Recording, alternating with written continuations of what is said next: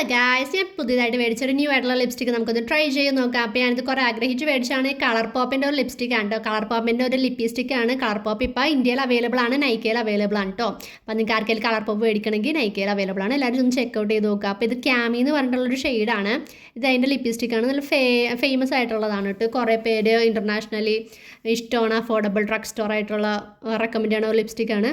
അപ്പോൾ നമുക്കിത് എങ്ങനെ ഉണ്ടെന്ന് ഇതിൻ്റെ പെർഫോമൻസ് ഒന്ന് ട്രൈ ചെയ്ത് നോക്കാം കേട്ടോ. ഇതൊരു പിങ്ക് ഉണ്ട്. ഇതിൻ്റെ പാക്കേജിംഗ് ഉണ്ട്. ഈ പാക്കേജിങ്ങിൽ സെയിം കളറാണ് കേട്ടോ. അകത്തും ഉണ്ട് ഒരു നല്ല സ്ലിം ആയിട്ടുള്ള ഒരു ലിപ് ക്രയോൺ ആണ്.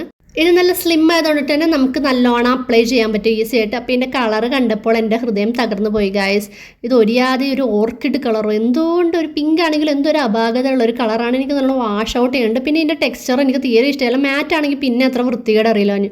പക്ഷേ അത് നല്ല ഗ്ലോസി ആയിട്ട് ഇങ്ങനെ തിളങ്ങണ പോലെ ഇരിക്കണം. അതുകൊണ്ട് എനിക്കത് ഇഷ്ടമല്ല. നിങ്ങൾക്ക് ഇഷ്ടമായെന്നൊന്ന് കമൻറ്റിൽ പറയൂ കേട്ടോ. നിങ്ങൾക്ക് ഇഷ്ടമായ ഗൈസ് ഈ ലിപ്സ്റ്റിക്ക്. അപ്പോൾ ബൈ.